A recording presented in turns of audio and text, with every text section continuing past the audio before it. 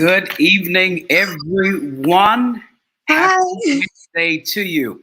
Thank you all for watching us tonight. Those of you who are watching online, you're watching on our several platforms, whether you're watching on Facebook or YouTube. We are so grateful to be in your space tonight.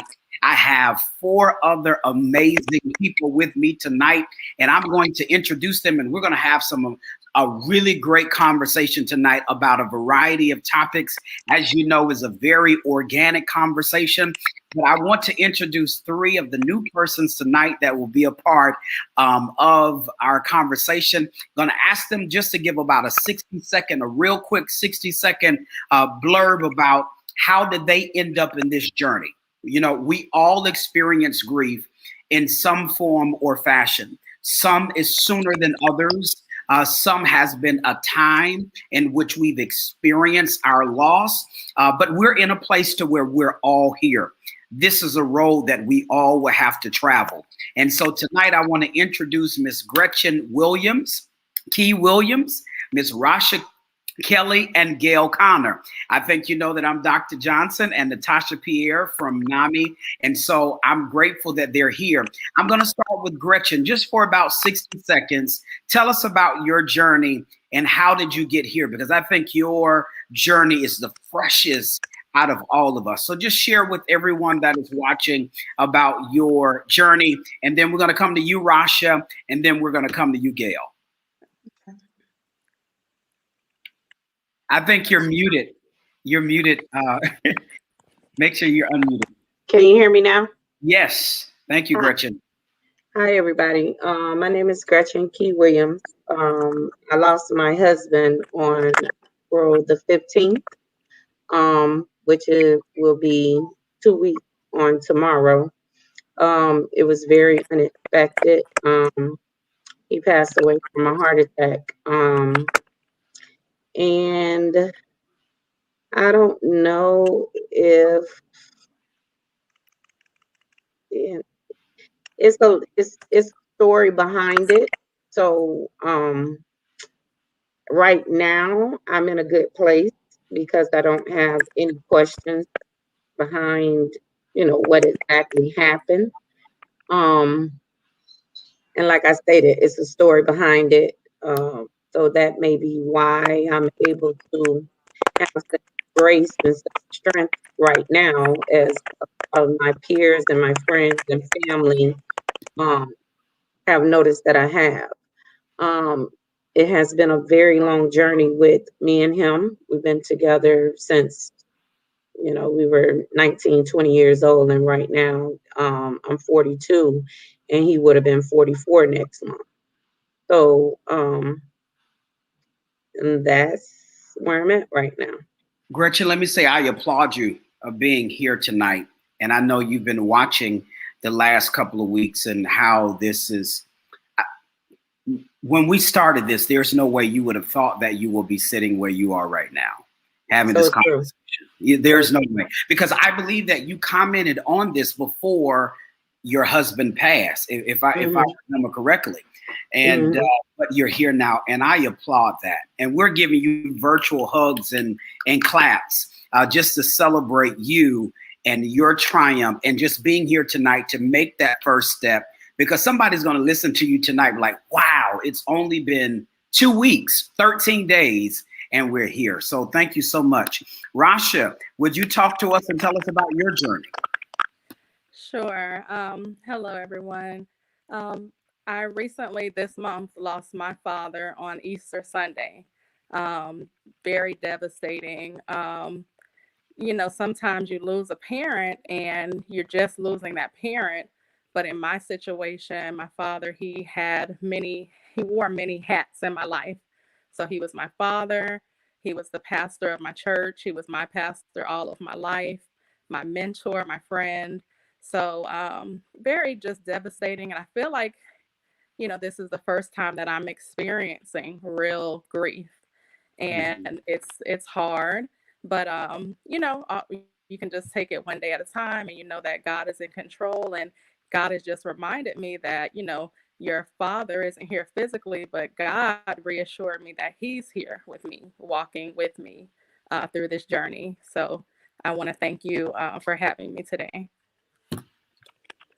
We applaud you as well. We're virtual hand clapping and sending hugs. Easter was not that long ago. And so for a person that has been so significant for you to be in your life for all of these years, to wear those many hats, we celebrate you and Gretchen tonight. The next person is Ms. Gail Connor. And Gail is an amazing journey in which she's on. And that she's been on. So just for about 60 seconds, Gail, tell us about your journey when it comes to grief and what you're dealing with currently. Hello, thank you. January of 2020, my baby girl, 28 years old, military, was shot 6 times. She had a 6-year-old son at the time. We are still in court trying to try out this case, and in the process of that, about 2 months later, the father stepped in and took away my grandson, and that was my only grandson. So it seems like 2 deaths. I grieve every day, and all I can say is it's still fresh. And I know y'all's almost just in the last couple of weeks to a month. I can't. It's hard to even accept that all this happened, and I can't believe it happened. Period. So that's kind of my story now. Well, we're sending virtual hugs to you and hand claps to you because you've had 2 lost, a daughter and a grandson. And so tonight, Natasha, navigate us in our conversation. And how do we speak life into Gretchen and Rasha and Gail and those that are watching? And still tackle the issue of loss more than just a physical person, but also the things that we lose. So we greet all of you that are watching, Rick and Renee. Thank you so much for watching. And those others that may be watching, we always ask that you will type in the box to let us know that you're watching because we're on different platforms. So Natasha, help us navigate our conversation tonight. Well, first of all, for Gretchen and Gail, the grief is fresh. And to a person who's grieving, whether it was yesterday or 2 weeks ago or 2 years ago or 17 years ago, sometimes it can feel just as fresh. And so thank you all first tonight for being here and sharing your stories. I am sending you all hugs and love, but this is real life. This is real life, Dr. Johnson. Just because grief may have not knocked on your door, the reality is that there are many people who are grieving, who are in active grief, and the grief is fresh. So what are the questions? How can we be compassionate? How can we be present in the way that people who are grieving need, and not just in the way that's convenient for us? You may not want me to bring, macaroni and cheese. You may want me to, send you a DoorDash coupon. You may want me to come over and help with house cleaning. You may want me to walk your dog. But I think there's a real conversation to be had around how can we support people? How can we be compassionate with people as they're grieving? So let's deal with that tonight. I think that's a great segue of looking at intersection and Rasha and Gail and Gretchen. Let's talk about how life is different now. Something that you wouldn't have thought about, right? I think that's a conversation that we need to talk about. Natasha, I think you used the word intersection, with so many different things. And we're going to just use that word tonight very interchangeably in various different ways. How do we intersect now that life is different? I think that's one of the biggest things when we are dealing with grief and bereavement. How do we start life over again? What do we do to really capture the essence of who we are? Because the reality is, Gretchen, we're learning us all over again.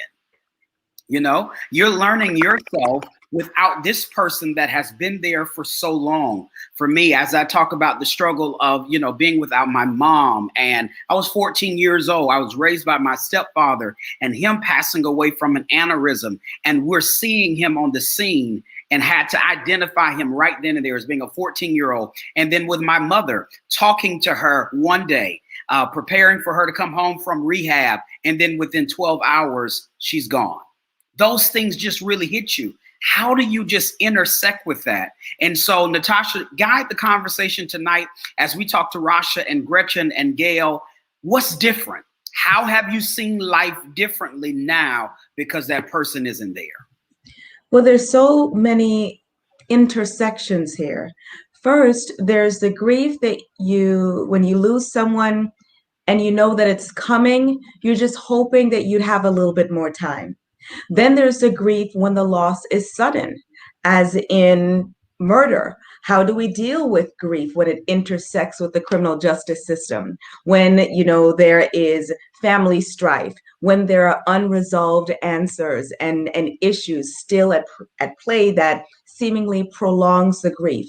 One of the things, and, I've shared in the past weeks, since 2019, November 6, 2019, I've lost 8 people. And what has kept me going and what I've kept to the forefront of my mind is the hope that although life isn't what I want it to be with the people that I want here, I have a hope that tomorrow I'll learn to love this new normal. I think 2020 taught us all that new normal, the pivot, we had to experience life, physical distancing, socially distancing. It was a quick pivot. We really had to quickly adjust to it. And when there is a loss, we also have to quickly adjust because we're still moms and dads and sisters and parents and employees and business owners and us. And we have life that we need to live, but it's missing people or things that we're accustomed to. So what I'd like to hear from everyone is what has allowed you to keep hope that tomorrow the pain will be less. Tomorrow I'll learn to love this new life a little bit more. Tomorrow I'm going to keep pushing and pressing. What has that been like for you all? Because the grief is still a bit fresh. And I guess we'll start with Gretchen.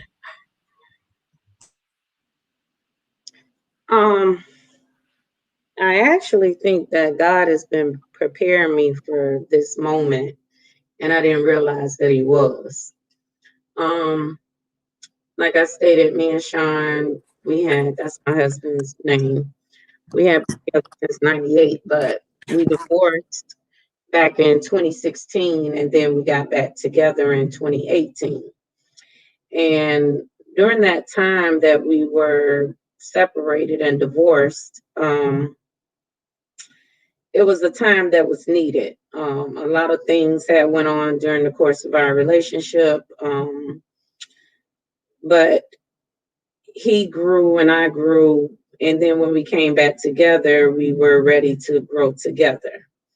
But during the time that we came back together, which, was 2018, it wasn't all, peaches and cream. And then the pandemic happened.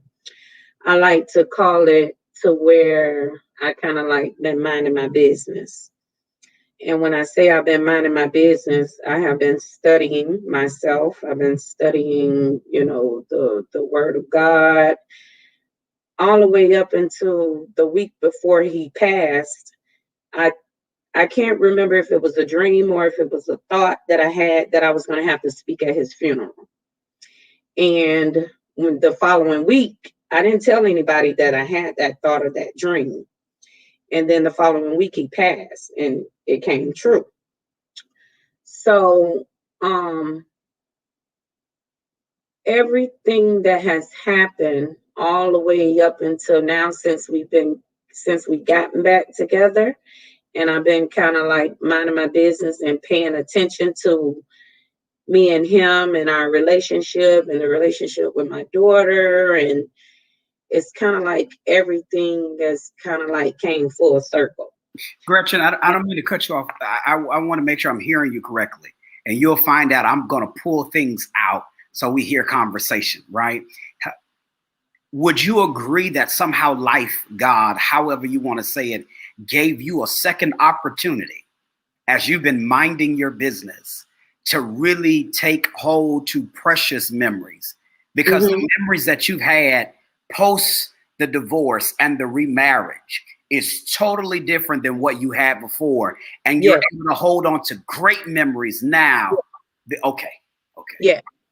And like all the old stuff that happened, I don't even think about that.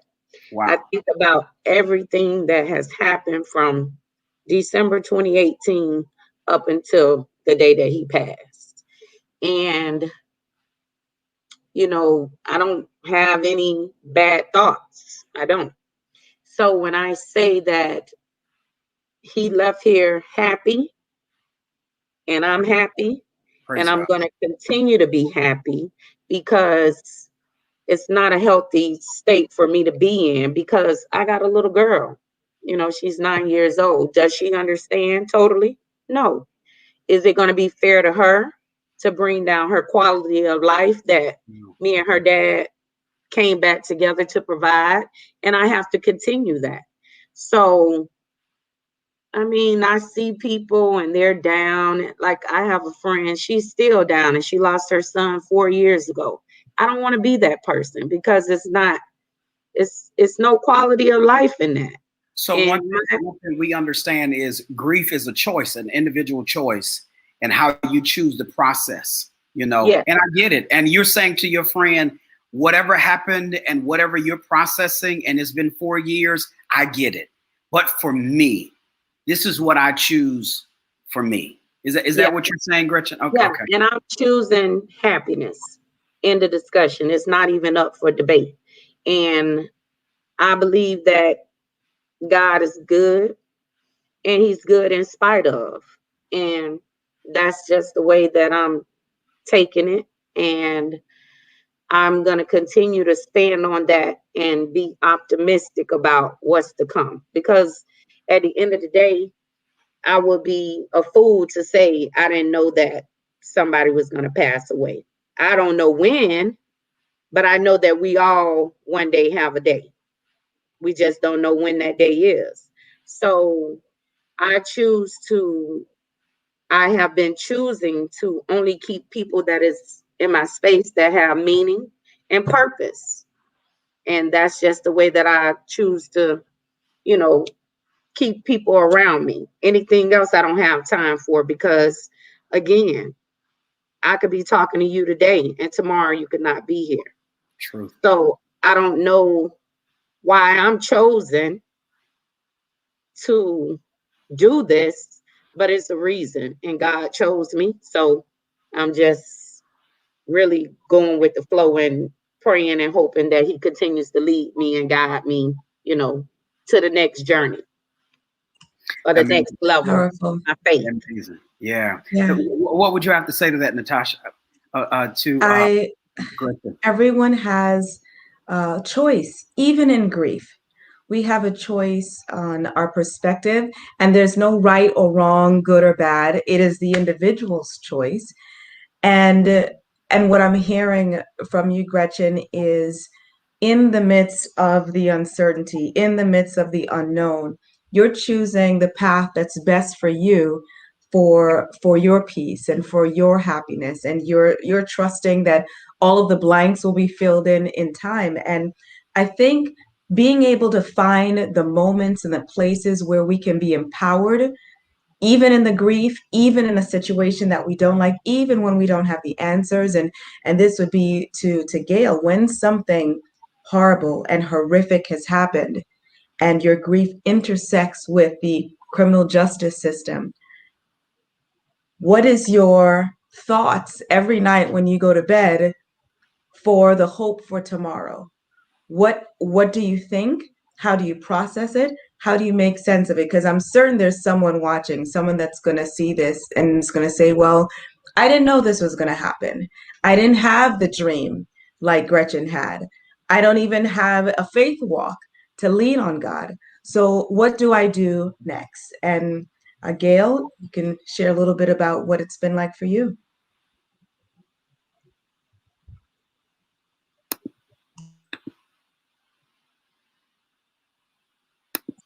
Can you hear me now? Oh, okay. I'm sorry. When it first happened, I was so angry, real angry, because the way it was done. I have faith. I pray.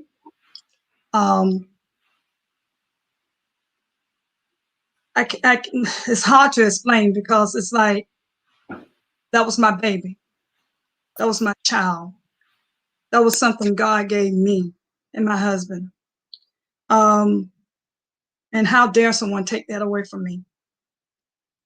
So, and with the trial that's going on, well, hopefully soon,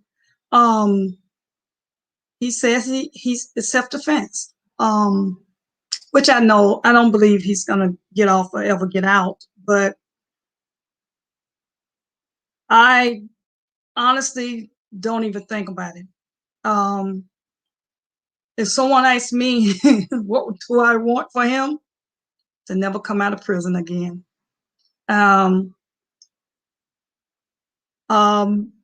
My focus is more on, I have came to a realization that I believe my daughter is good. And I truly believe she will want me to, she will want me more to be healthy, focus on her son. Like I explained, we had him ever since he was 6 weeks old. Father never was in the place at all, never. Now he's gone and we don't get to talk to him, don't get to see him or anything for a year now. I think she would prefer me to do that. I still talk about my daughter, the things we done, because we are a very, very close family. The places we went, the things she said, because she was so funny at times, and she kept us, because we church bound, and she kept us abreast about the funny things was happening in the life, in the world. So we miss that, because I have another daughter that she's not like that. She's good, but she's not like that. I love you, Jessica, but she's kind of a self person. But I go to sleep with my daughter on my mind, with my grandson on my mind. I talk to her. I talk to my grandson, and I know my grandson is not deceased, but when you don't have no interaction or touch or nothing of that, it's like a death to me. We'll fall in and out of depression, and the fact that, sometimes even though it's been a year, some months, sometimes I feel that I could wake up and say, oh, and my daughter was named Angel. And I wake up and say, I haven't talked to Angel. And then I catch myself, because she was a daughter that if we don't hear from her in 3 days, something is not right, because we always FaceTiming. She was stationed in Oklahoma. So, and it was like, sometimes I could catch myself. Sometimes I could dream, I can hear her talking. I can hear my grandson talking, Nana, Nana. So all these things is like, I didn't understand at first why God didn't stop it. And then when I lost my grandson, I said, oh my God, why is this happening?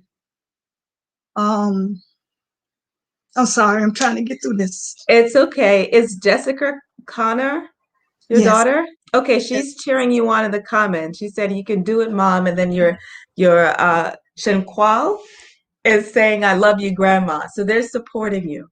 And you know what I heard from what you said, what I love is that you're still talking about your daughter, still talking about your grandson. And I think sometimes when people are grieving, they're afraid to do that. Jessica says, I'm here, Mom. Sometimes they're afraid to talk about the people that they've lost because they think it's going to hurt more. But I know even for me, sometimes what soothes in the moment is to remember the good times, the laughter, the jokes, the trips, the conversations. And sometimes you think about them and you remember them in just the weirdest moments, the most odd places, and you just have a chuckle. Or you see, you know, one Right. person that I lost was a Marine. So every time I see a Marine emblem, I think, all right, okay, you're sending me a message that, you know, you're looking down on me or you're with me. And I appreciate that. And so it's even in those little moments that can sometimes seem bittersweet, you know, just like, you know, Gretchen choosing to take the sweet from it to combat some of that bitter and some of the hurt and some of the loss really helps. And so thank you for sharing that. Can I say something else? You Sure. mentioned about the military. That is true. Mhm. Because when I do see, and I'm like, wow, this is what my daughter was. Um, and add on to piggyback about the grief part. I have never lost a husband, but I have lost my mom, my dad, my brother. And when all three of those griefs don't touch the pain of my daughter, it's like I'm here, but I'm not. Every day it's a fight to stay afloat. Um, like I said, I only had 2 kids. I have a son that my husband have. My husband have lost two of his kids, his baby girl and his baby son. So he constantly be in and out of depression. So it's hard. It's hard. So I applaud anybody that can make it through this trauma because right now I feel like I'll never be the same. Can I just say this is the reason why you never speak about someone's journey if you haven't walked in their shoes. And even if you've walked in shoes that look similar to their journey, it's still not their journey. Because what I experience from loss and what you experience from loss may be two different things. But Gail, I have to tell you, Aunt Gail, Deacon Gail, how you want me to put it? She's my wife's aunt and my aunt now. The thing that all of you, and Rasha, you're going to come into this, all of you must give yourself, and even Natasha, because as you talk about how many people you lost within a certain time period, you have to give yourself credit because you're not internalizing what you're going through. The amazing courage that is taking for you to share this tonight, to share your story, to share your hurt and your pain, and to be vulnerable, that others can hear and see and say, I'm still hurting, but you know what? I'm still here. If nothing else is that the pastor's coming out now. I've been trying to avoid that the last few weeks, but I can't get rid of it. You're still here.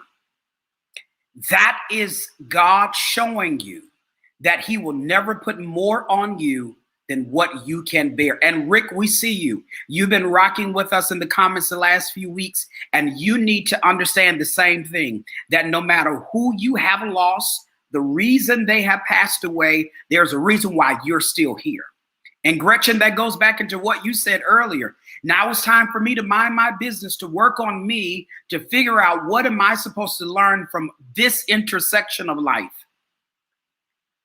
What am I to learn from all of this that I may grow, that I may change, and watch this, that I may help someone else in the process? Rasha, how are you dealing with it? We're talking about intersection. Hopefully I you'll feel be like able to stay on with your Wi-Fi. I hope you can hear me. I feel like with grief, it comes in waves. One day you're perfectly fine. The next day you can't hold it together.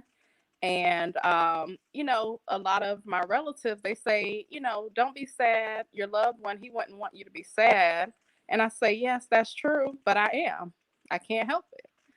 So I think it's important to allow ourselves to feel that pain, Absolutely. Don't stay in it. That's what I'm learning. Don't stay in it, but allow yourself to feel that, because that just shows how much you love and care for that person. Go ahead. Go ahead. We're normalizing grief. And whatever you're doing to normalize it, to lessen the pain, to make it through the day, as long as it's healthy, is good for you. I would be lying if I said some days I don't think that, Elijah is just on a top secret Marine mission and, he's going to come back in 2 days. Or sometimes I'm working on something for business. I'm like, okay, let me call Bernie. And then I pause. I'm like, okay. And so I go back and I reread emails that were sent. And so that's what I need for that day. Or if I'm driving and I see, a Marine Corps emblem or an Army emblem, I'm like, okay, I take that as a sign that, just to think about them, to laugh about them. If you are running, walking, gardening, last week, we heard of someone cleaning the refrigerator, whatever it is that you're doing to process, to learn to love this new normal, to learn how to adjust without having this person that you love in your life. And even sometimes, whatever you're telling yourself to explain the unexplainable, the whys that we won't know, the why now, why them, why this way, those are answers that we may never have. And how do we move forward without that information in a way that allows us to still be present for our children, for our spouse, for our friends, for ourselves? Whatever you're doing healthy, that's your path, that's your journey. I want to say something, and I hope all of you understand it, and even those of you that are watching, and those that will perhaps watch this after we've ended. It is okay for me to take off my cape. As I think about all of you, Gretchen, how much you have going on as being a mom, as a business owner, Gail, as being a grandmother, as being a wife, having a business, a bakery, Rasha as being, involved in a business owner and working in banking. And you're so used to being there for everyone and being able to do everything. In this moment, take off your cape, be human, and allow yourself to process the moment. It is okay for you to take off your cape, because we're so used to being there for everyone else. And isn't it interesting? And I don't know if this is real for you. It seems as if the person that is the most giving is there for everyone else. But when it's your turn, you don't always get back the same that you put out to other people, because they're so used to you having on your cape. It is okay. Take it off. Process how you feel. Yeah. Don't internalize what's going on. And I'm hoping that everyone that is listening to us really understands what I'm saying when I say take off your cape, because this is your process to, as you like to say, Natasha, normalize your grief. I have to sit in the moment and be human. I know you were going to say something. I think this is a very good place for us to share what would you and what do you want people to do for you in this moment?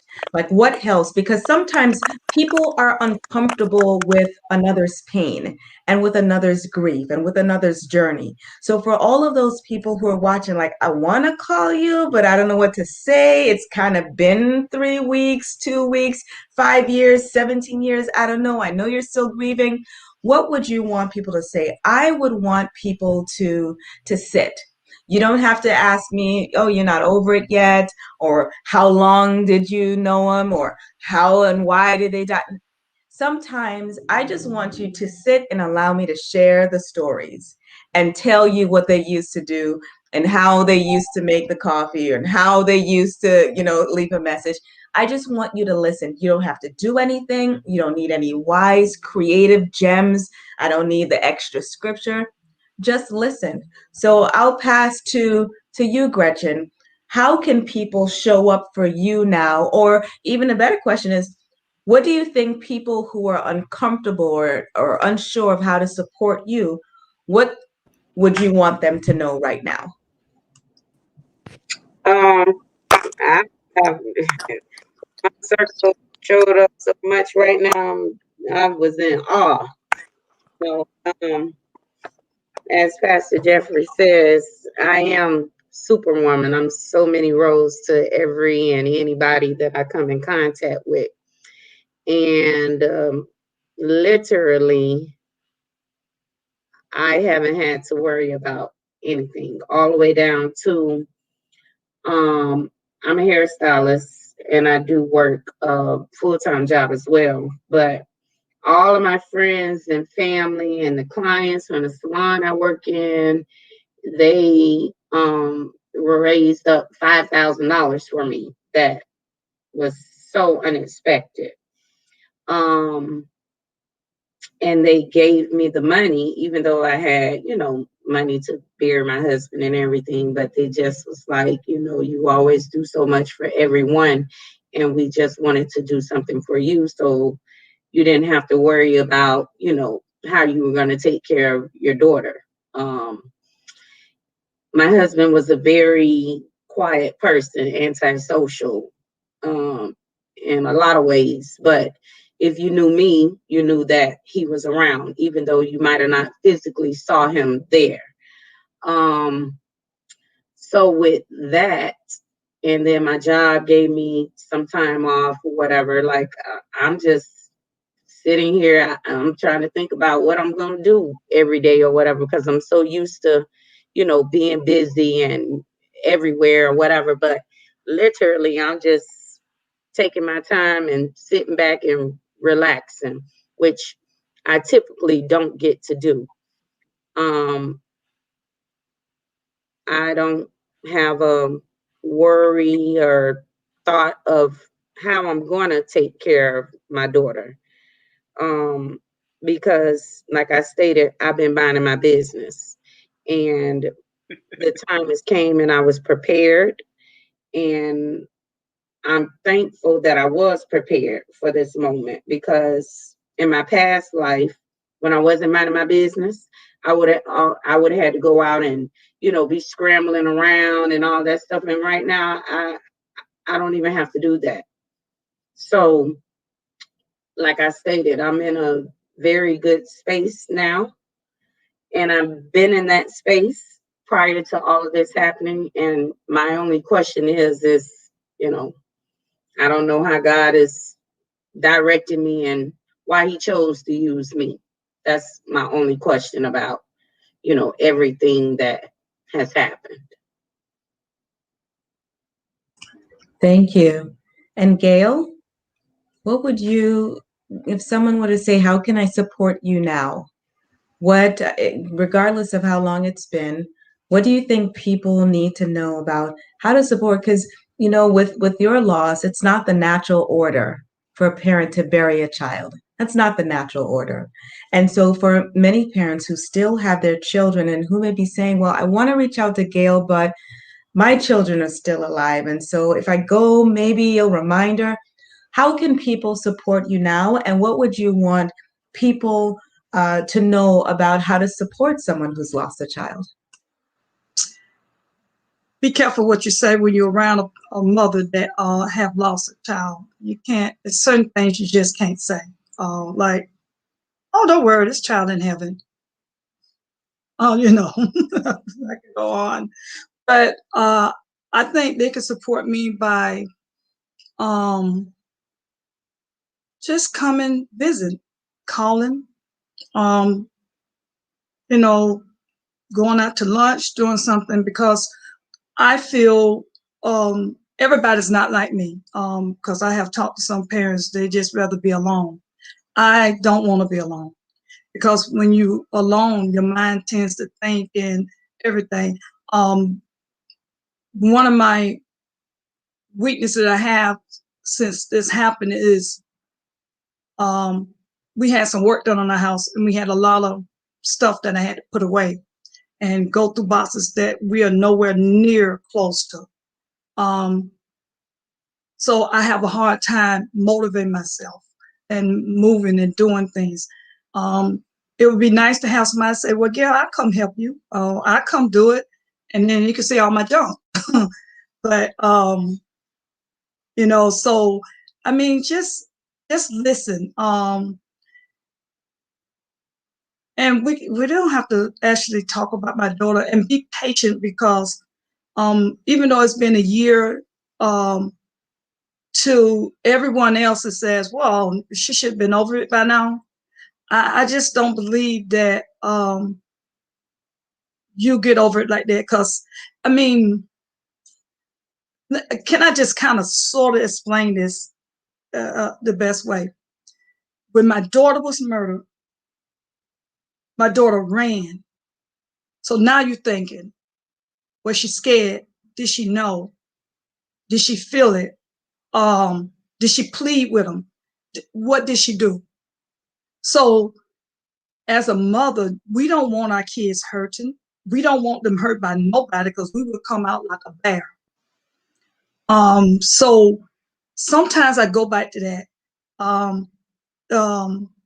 thinking about, was she, even to the point that I talked to doctors about when a person gets shot. When I see a gun, the one that shot her, that same mama, I said, I wonder, is that's the one? What happens when it entered the body? All kinds of weird stuff. People probably don't even think of That's not that. Weird. But That's not I weird. do, and that, so I don't.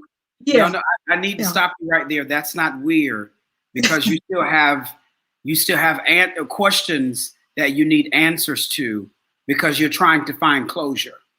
And so right, I say that is because I don't want you to think that something is wrong with you. There is nothing right, wrong with you. This is not natural. Not only just not to bury a child, it should be the other way around. But then right, you have to identify your child. You have right, to fly, from Florida to where your child is. And, right, you're the closest kin, and you have to go through that entire process. So don't think that that's weird. The process that you're working on now is learning the new normal of your life. That right, that depression doesn't take over. That it doesn't take over your thoughts. Take over and bring in that pastor thing is going to come in an evil spirit to where you cannot function. correct. That's what we want to make sure does not happen. And also, Gail, I'm gonna say this, and we're gonna go to Rasha and Gretchen. You talked about the people that you have around. In these moments, it depends on, and it really matters, the type of people that you have around. You can have a whole lot of people around, but it's the type of people that you have around. Those that are going to encourage me. Those that are going to love me. This is not the time to get in my business. I don't need you asking about my finances. I don't need you asking about, well, what really happened. I don't need you doing this and doing that. I need people around me saying, how can I love you? How can I support you? Y'all know it. We're all of the African American perspective, and we act up when somebody dies. It's just stuff comes out. Let me just be straight up. That happens. I can't speak for other cultures, but in the Black culture, as my grandmother would say, people show their behinds.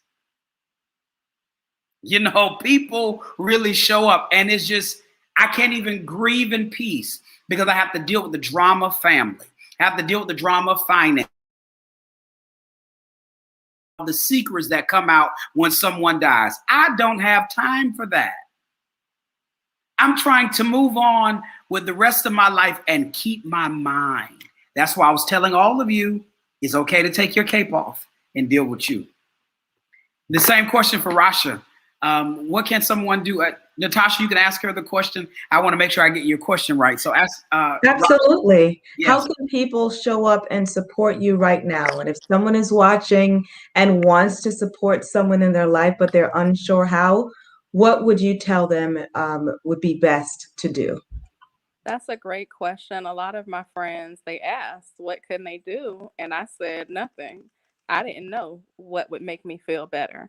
But thankfully, a lot of my friends and family rallied together. They brought food over, make sure I ate every day because I wasn't eating. They brought me flowers, they came and visit, and sat with me. And those things really helped me, overcome grief taking over those first couple of weeks. So just being present, just, still coming, even though the person says, no, I'm okay, still show up. So, Dr. Johnson, can you give us a directive again? Tell us that it's okay to take off the cape and to accept help. Because we've all, just like Rasha said, what can I do for you? Nothing. I'm good, but we haven't eaten in 3 days. How can I help? Nothing. I'm good, but the laundry has been there for 3 weeks. So sometimes we don't have to be strong. It's okay to say, you know what? Can you do my dishes? Or can you call someone to get my grass cut? Or can you take the kids to school? Or can you just put some money in my DoorDash account? Or send me, give me your Netflix password. And I love what Rasha said. Your friends heard no, I'm good, and still did it anyway. And part of support sometimes is anticipating needs. In the same way, a person who's laid off needs money for groceries and things that food stamps may not be able to provide. When there is a loss, people need things. Sometimes no one has the energy to cook. No one has the energy to clean. Sometimes it's just saying, okay, I'm going to send a maid service over to your house, just so that in your grief, you don't also have to worry about Swiffering. And Dr. Johnson, I'd like to pass it to you to say, can you talk about, from a faith perspective, when it's time to relinquish, needing to know or trying to figure out? Because, just to piggyback on what Gail shared, I know I've gone to at length in my mind about, people that I've lost in their final moments. And one of the things that's been beneficial for me is just to say, okay, in my finite mind, I'm not going to understand. I'm not going to have all details. I'm going to turn this over to God because I'm not strong enough to handle it. So can you share a little bit about how faith can help us in grief when we just aren't able to handle it? Absolutely. I have to say, as the scripture says, God's thoughts are not my thoughts. His ways are not my ways. There is no way that I will ever be able to understand completely the premise and the reason why God does what he does. Number one, because he is supreme, he doesn't have to share with me why he does what he does. But that's not the type of God that we have. I believe that when our heart is pricked in the right way and we have continual communal conversation with God, God will speak to us and help us understand the processes of what we're dealing with just a little differently. For an example, it's okay to ask God, why did this happen? But I don't question God as if God is not God. I'm asking a question so that God will help me process what I'm going through. I'm asking the question so that God will help me navigate through the hurt and the pain. If God is omniscient, that word omniscience, that means that God is all-knowing. If God is all-knowing, God definitely sees the stitches that are in my heart. The word of God says that the very hairs on your head are numbered. So that means that God knows everything about you. He knows what's going to happen. For I know the plans that I have for you, saith the Lord, plans to prosper you and not to harm you, plans to give you hope and a future. He knows all of these things. So when it's difficult to hear God when you haven't been talking to God. That's number one. It's very difficult to hear God in moments of loss and grief and pain from a faith perspective when you've been drifted so far away from God. Psalms 91 says, he that dwells in the secret place of the Most High God shall abide under the shadow of the Almighty. He that dwells, that means a person that consistently abides in the presence of God. When you abide in the presence of God, when you tabernacle with God, God is there to speak to you in those moments. And it may not be what you want to hear, but he's speaking to you.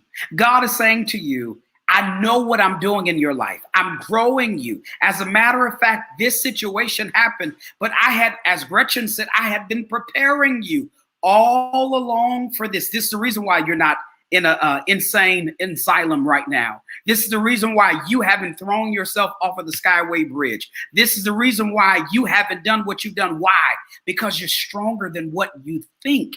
Because God has been living on the inside of you. So my faith is, God, I may not understand everything, but I trust you. That's my faith. I may not understand it, but I trust you.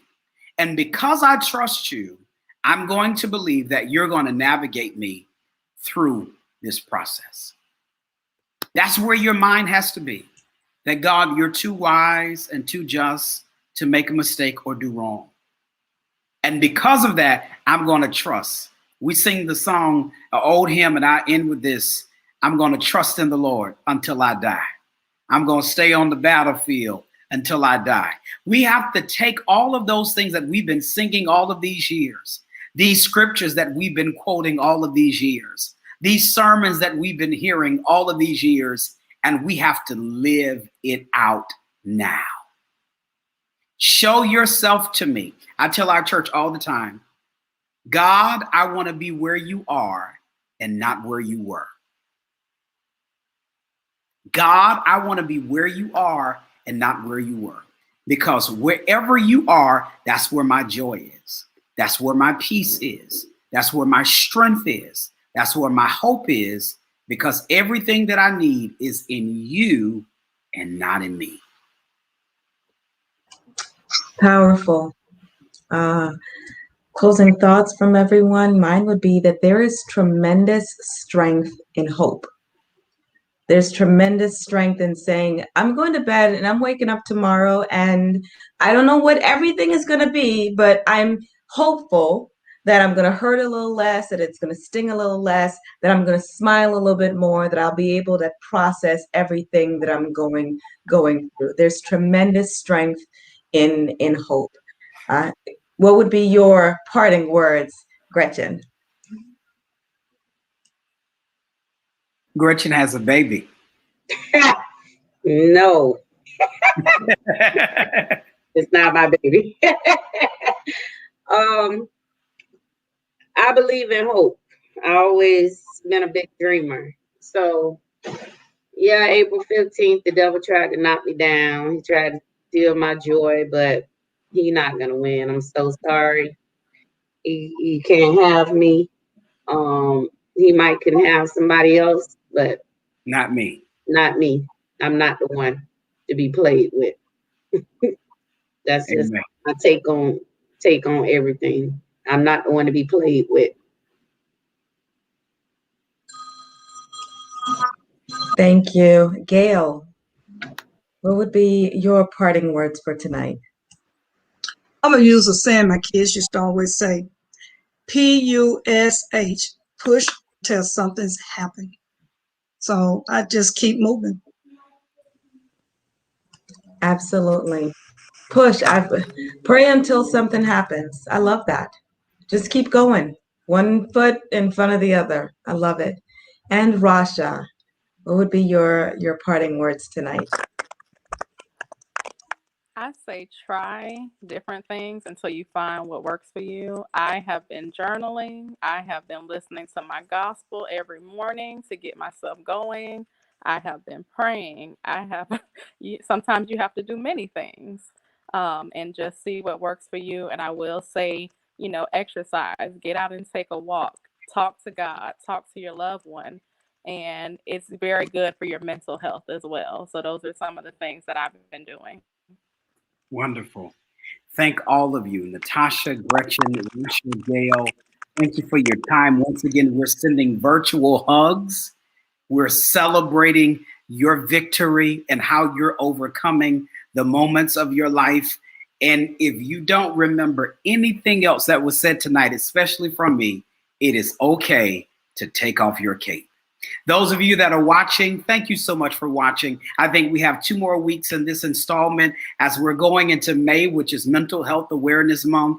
And we want to make sure that we're providing as many resources and tools. Do me a favor, share this video. If this was a great blessing to you, take our YouTube video, take the Facebook, share it with someone, and let them know there is still hope. Ladies, don't go anywhere, but thank the rest of you for watching tonight, and we'll see you next Wednesday.